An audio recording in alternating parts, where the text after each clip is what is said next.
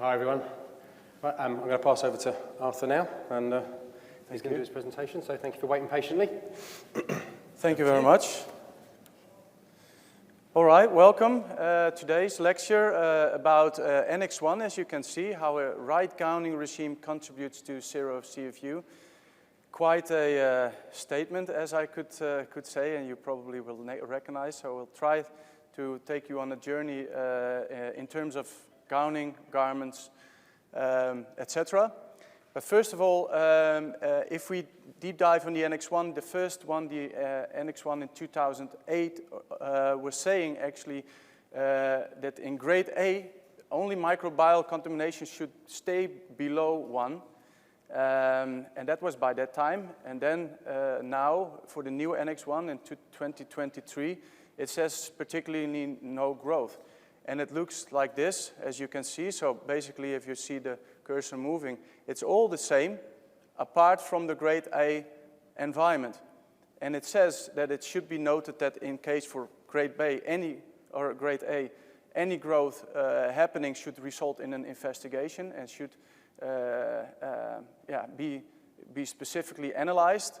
And it also says that in certain cases, they're given the example of monitoring locations where you could monitor yourself or the operators where to find CFU.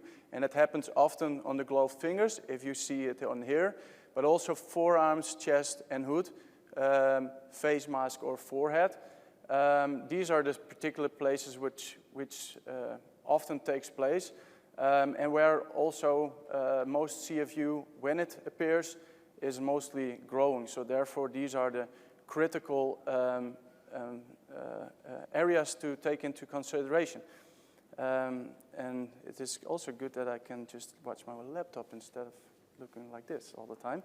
So how to reach zero CFU in the clean room? Because that is the challenge, and that is quite a challenge, I can say.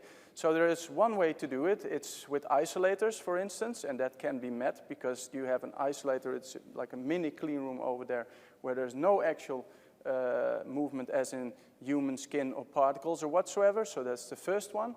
Secondly, you can do it by robots. So using robots in your area, which can be quite expensive or really specific task, but okay, it is something that you could do. The other thing which we are familiar with is the human being.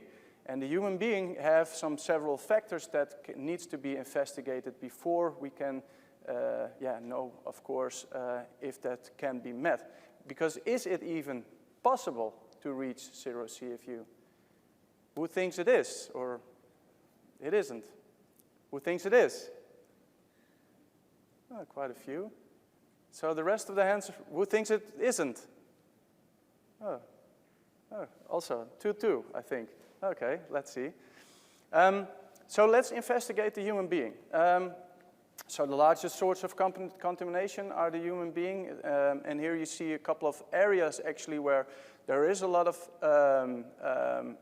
contamination possible. So let's start on the top, on the yellow part, which is here on the collar. So if you have a separate hood and a coverall, there is an opening actually within these several places. So if you are having a larger coverall, for instance, and you're walking, then it could cause pump effect, which gives potential particles to the environment. Secondly, the mask, so the face mask, there's a lot of air penetration over there, and also even moisture, etc. So that's also like a good fundament for CFU to happen. Thirdly, particle migration by rubbing. So actually, when you're walking, then you're rubbing basically also the side of your coverall. So that could create particles. The stomach area, really close to the product in front of you, could also be a risk area. And of course the cuffs on the sleeves, because I don't know if you have seen it before, but really we see it a lot in our, when we visit customers, that they don't have the cuffs fully over the sleeves, so that there is a leakage point where particles could potentially also come to the outside. So that's the largest source of contamination, people. Then also, if you have the person inside the clean room, you see some figures over here by just standing still like this, I already generate 100,000 particles per minute.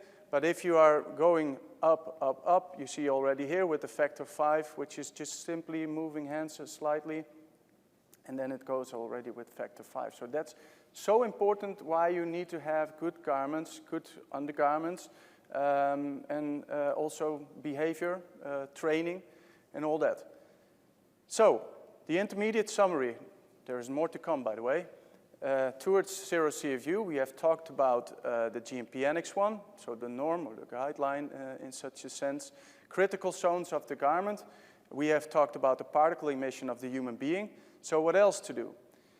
You could say, for instance, training. I still look at this side, by the way, because it's a little bit too small, so I'm sorry for that.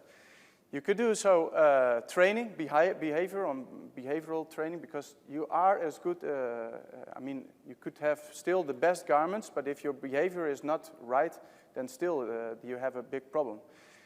Gowning, with the counting steps, you have several designs, I will show you later, where you can take a look at which are actually helping you or contributing to a better particle emission or towards zero CFU. And you also could focus on garments, which we are going to do right now. And these are the topics that I just want to discuss with you guys. On the design, which is the first one.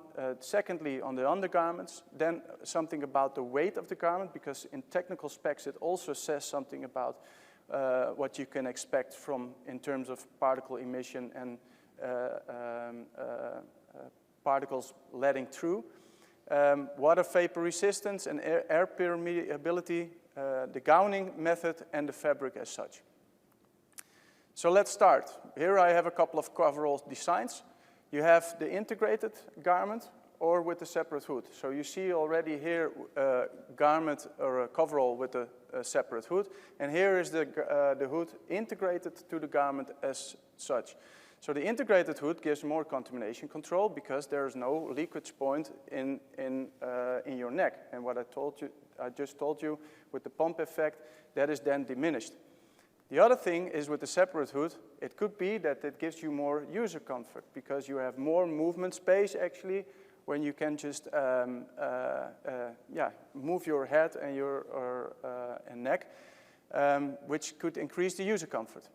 Then you have closed versus open hood. I see that I have here a closed hood, but there's also possibility to have a closed hood. So here you have then basically a mouth mask integrated into the garment, which could be either a textile or a specific mesh. So there you could say in a closed hood you have more contamination control, and on an open hood you can have more user comfort as such, because there's more, things to breathe. Other aspects that you could consider are the costs, but also the logistics. Why? Because the thing is that if you have a separate hood and a separate coverall that goes in two separate packages, it brings you more cost, brings you also more logistics in your cabinets into your environment or facility. Things to consider. Then coverall designs as well. You have, for instance, zip at the back models. So you have a zip in the back and you can close it like this. Zipper between the legs. I will show you some videos afterwards. Zipper between the legs, which you have no zipper over here, but just within the legs. You have the zipper on the side, and also the classical model where you have the zip on the front. These are the flavors, basically, that are there. Only video that I don't have is a zipper from the side, but just have a look. Hopefully, we have sound as well.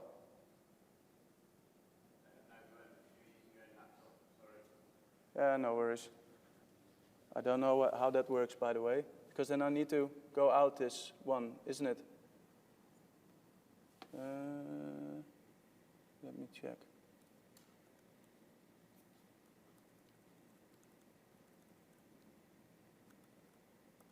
No, it's not working. All right.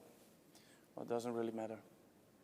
I think it's important that you have the... So this is the zipper between the leg model, where she is binding the hood back of it. She's doing a kind of a karate move. Then she's connecting the zipper. And then she's doing it like that. There it goes. Apparently there's no volume. But, so this is also the way of degowning. And degowning is also a very important aspect, right? I mean, for contamination control. So she has now the ability with the lace around the neck to hang the garment back without touching the outside of the garment. And that is how she tries to show it in that way. So this is how that part looks. Then the second style, as I said before, is with the zipper at the back. So here she grabs it inside the hood, on top of it. She is grabbing it on the inside on the waist part. She puts her foot in, and she actually kicks it with her toes. She kicks it from the stud buttons. She slides up her arms in, then does the hood over her head. She first does a part with the zipper all the way to the neck. Then she's putting it inside the garment. And then she's putting it on top. So now you have this part. Now she's maneuvering with the laces on the side of the head. And this is actually what they're using for goggles. Here you can see it, where you can do aseptically your goggle onto your garment. So she's having textile laces on each side of the goggle. She's bending forward. She's maneuvering the laces through the textile. Then she's fixating it through her head, and there you don't have any skin exposure. It directly fits on the face, and you can adjust it, or you can put it as firm as you would like. So that's that part. And then we have the classic model, where this is in the facility, where they're opening up she's opening up the package. So this is the classical garment with the zipper on front. I will show you just because I think it's important. There are quite a lot of customers who are still working with the classical model, but I must say she does it quite beautifully. So she's putting in her hands. She's holding actually the legs right now. So you see already that she's not doing the hands totally through the cuffs. So actually she's then still allowed to touch everywhere because that's still with the garment. So now she's sliding and she's making use of the wall in this case. So this could be something that you could debate about.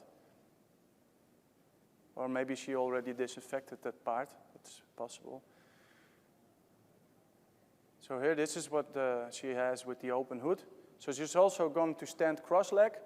That's what she's going to show you right now. So creating a bit of tension on the garment itself, and then she can put on the garment. So there you go. A couple of those designs. Let's move on. Secondly, what I would like to talk about is undergarments. I think that is also a very important topic, and that has also been written by the Annex 1, because it's obliged by the Annex 1 right now. They're saying that a single or two-piece facility trousers suit should be worn, and that also is not generating particles, which is an important thing, of course. So the advantages of undergarments, there is a particle reduction possible by 90%, and how I came to 90% I will show you in the next slide. So it actually acts as a pre-filter, because your coverall, your main garment, is the main filter. So the pre-filter, then the main filter. Then you have high hygiene standards, because actually you could add also to the undergarments a couple of finishes, for instance, which are antimicrobial, for instance, which are contributing towards zero CFU. Comfort, so you could get it also with anti-static fibers or carbon, as we would say, so that gives you a high comfort rate. And also it is good for, with the weave technique that are being used also for, how do you say that? So heat and moisture dissipation through the garment itself. It gives you uniformity as a company, but it could also be used for visual segregation. So, for instance, if you're using the undergarment as an outer garment, you can also get it in different colors, for instance, that you have certain sections and that you can see already where everybody is working. So this is a study being performed by a Swedish university in Stockholm. And here you see all the elements of a body box test. And a body box test is actually a small clean room. It has been written in a norm. And there you need to do several movements which are being clarified over here. And it needs to be set in this particular manner after several seconds.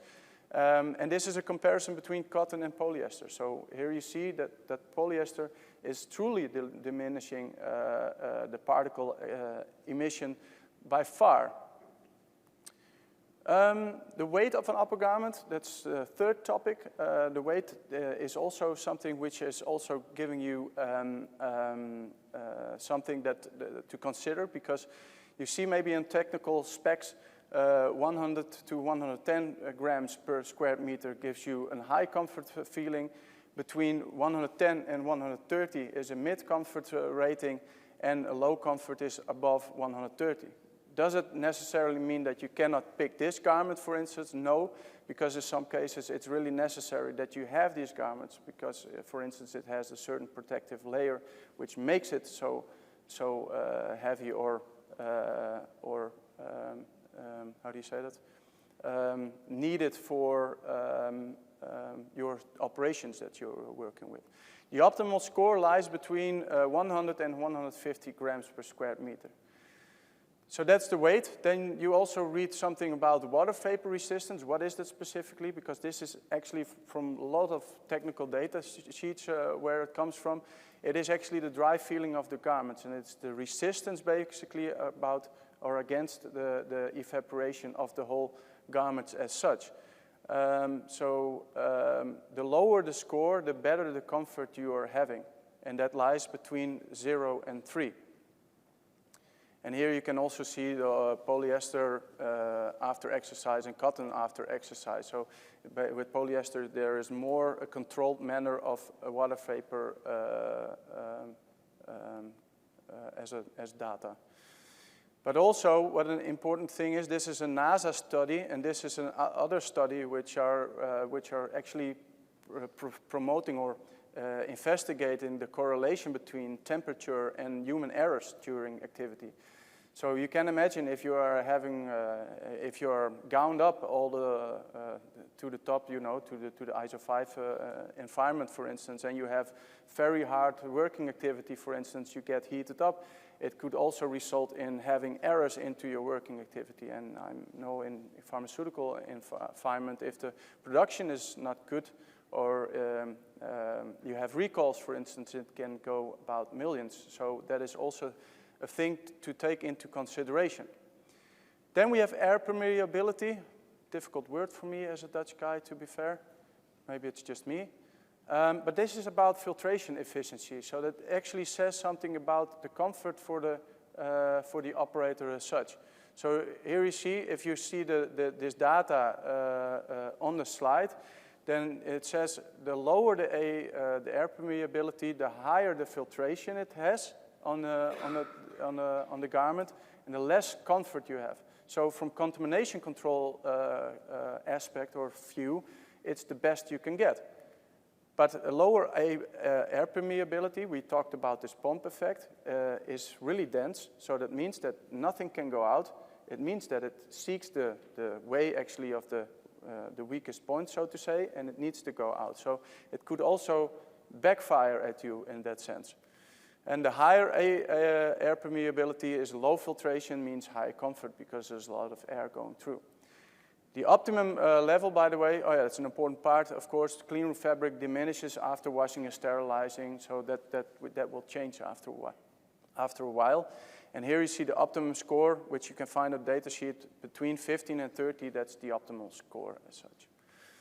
Then we have some weave techniques. You have also several weave techniques, and I will show you in this manner, because you have a 1/1 where you see here one thread going through and one thread going through. And here, for instance, this is the 2/1 or 1/2, where there goes 2 threads up and then 1 down, 2 threads up, 1 down. And here, this is 2/2, but you also have 3/2.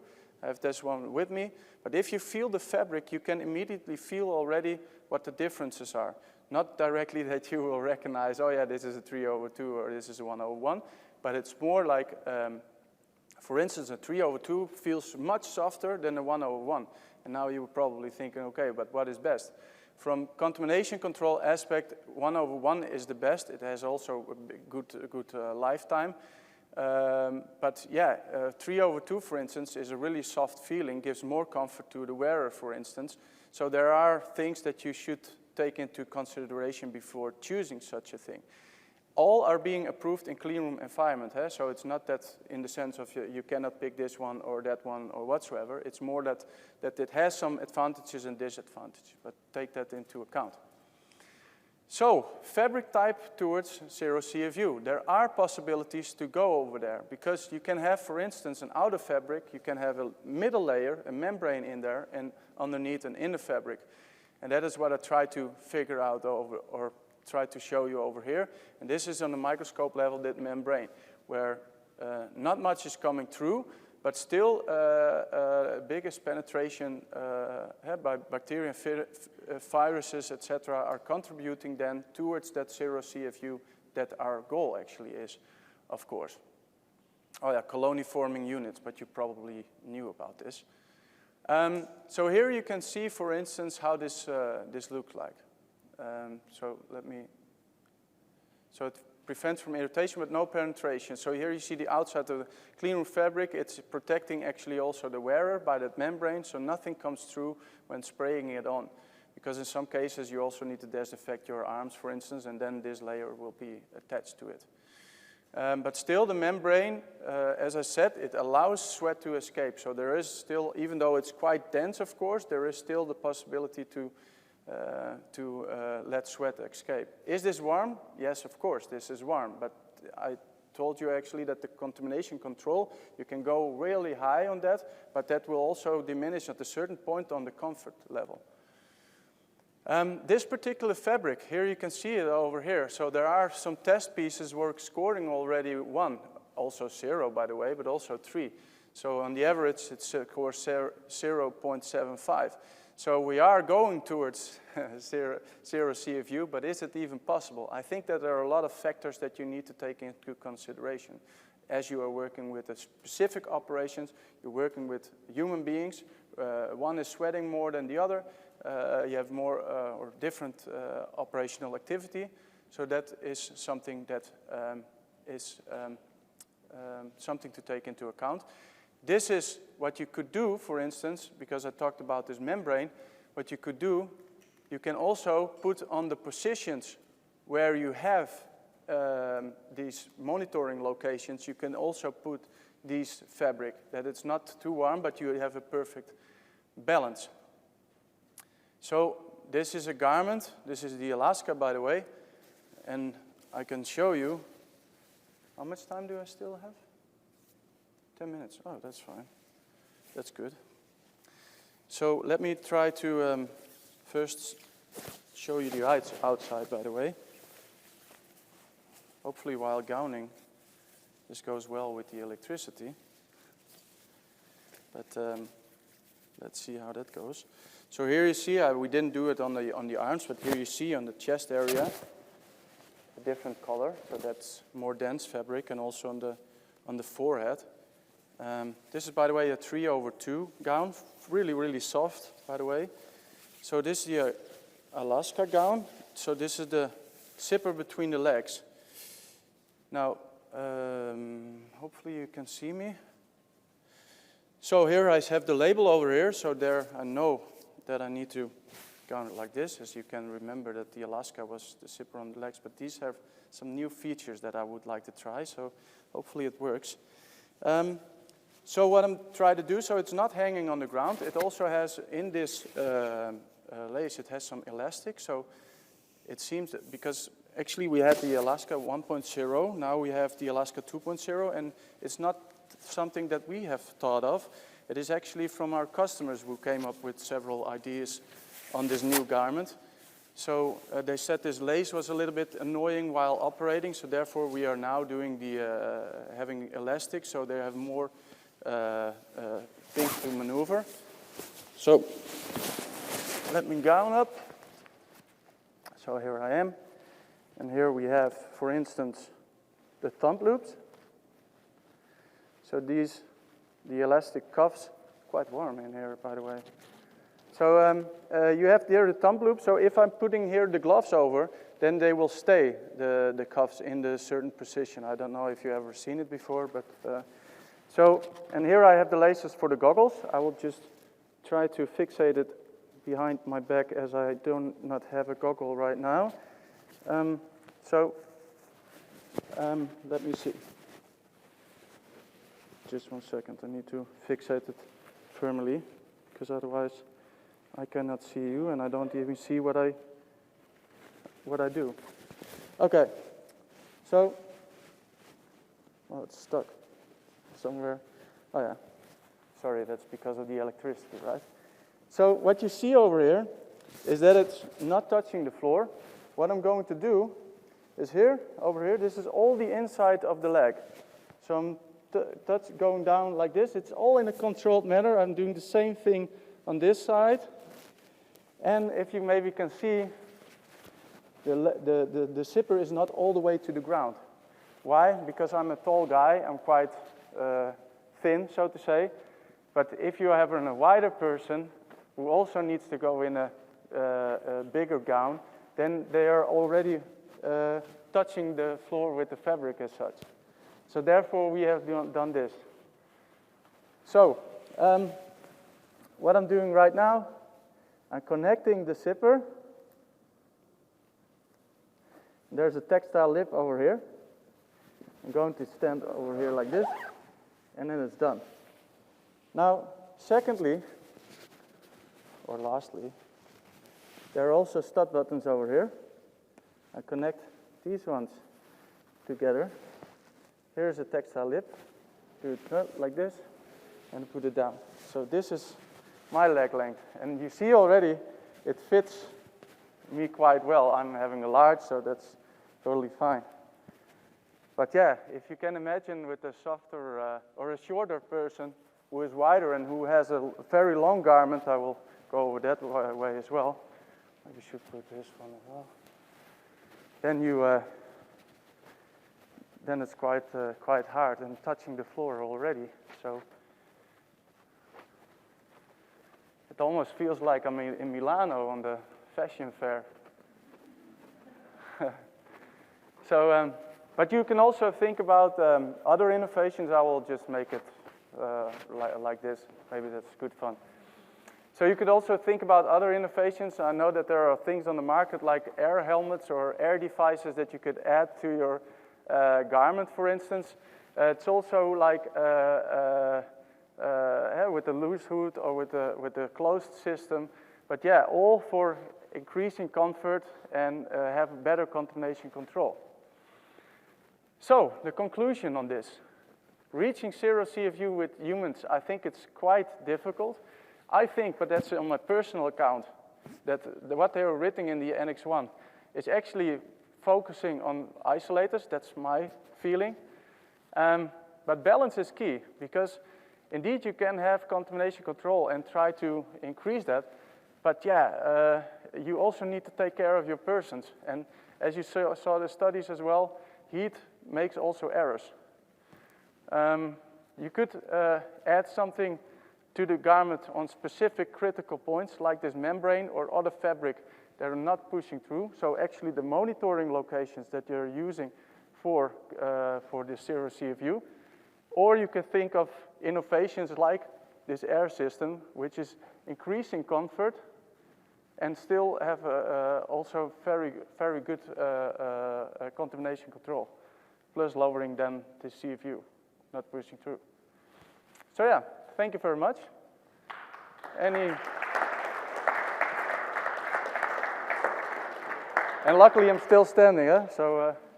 That was great, thank you.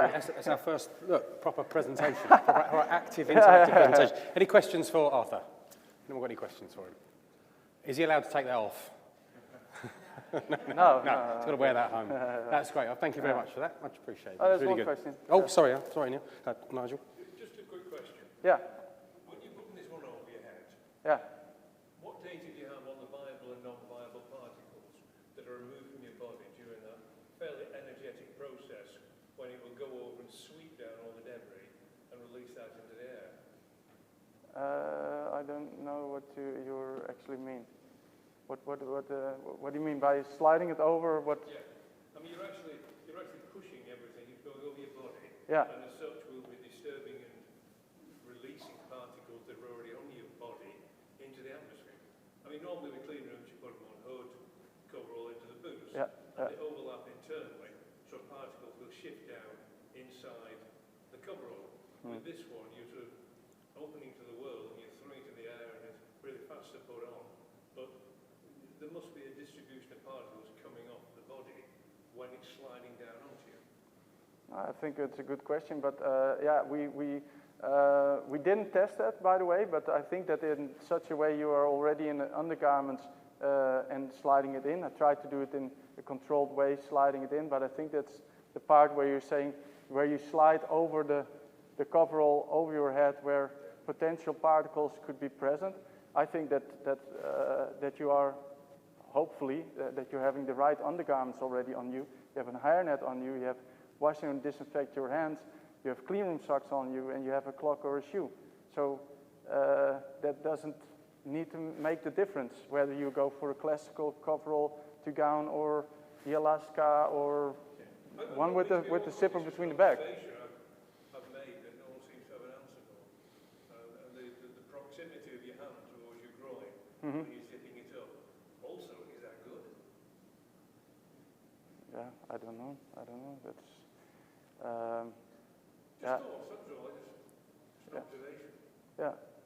Well, I think it's a good question. I honestly, I do not know if somebody has ever tested it, all the differences between these designs, what it does in terms of gowning and distribution of particles inside the changing room. I think to be fair, if I may also add, in general, whenever you put something on, you're creating disturbances. And I mean, the fact that he's wearing cotton or normal garments and some barriers makes it look less control. But the real question is, compared to any other garment, what is the balance? And that's a fair question. Yeah. I think you balance that up against the traditional outfit where you're rolling up legs and trying to hold them, and what that kind of activity that you generate just by trying to not let stuff touch the floor. I think is probably there's a comparison to be made there as well, isn't there?